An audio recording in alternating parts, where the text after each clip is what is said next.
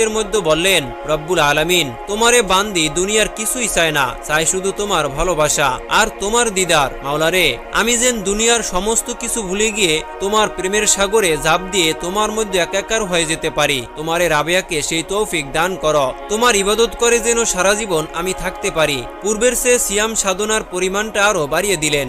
যখনই সুযোগ পেতেন তখনই নিয়ত করে সিয়াম সাধনা শুরু করে দিতেন।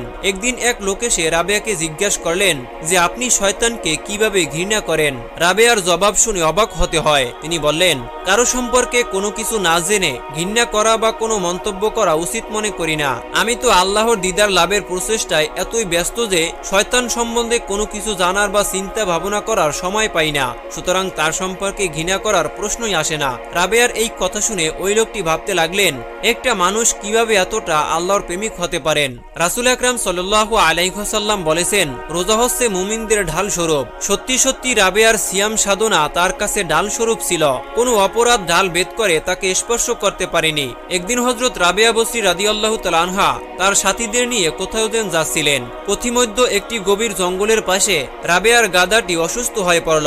এমন অসুস্থ হয়েছিল যে সবাই ধারণা করেছিলেন গাধাটি মারা গেছে।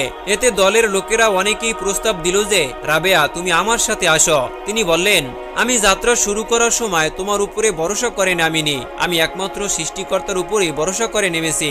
অতএব আমি তোমার কোনো সাহায্য গ্রহণ করব না। তোমরা তোমাদের আপন আপন শক্তিতে আপন গতিতে চলতে থাকো। যার উপর ভরসা করে পথে নেমেছি তার পক্ষ থেকে কোনো সাহায্য না আসা পর্যন্ত আমি এখানেই থাকব। নিশ্চয়ই আমার আল্লাহ পাক রব্বুল আলামিন আমার জন্য কোনো না কোনো ব্যবস্থা অবশ্যই করে দিবেন ইনশাআল্লাহ। তাই আপনারা আমার জন্য চিন্তা করবেন না, আপনারা চলে যান। রাবেয়া বসরি রাদিয়াল্লাহু তাআলা আনহার এই কথা শুনে সবাই চলে গেল আর তিনি একাকী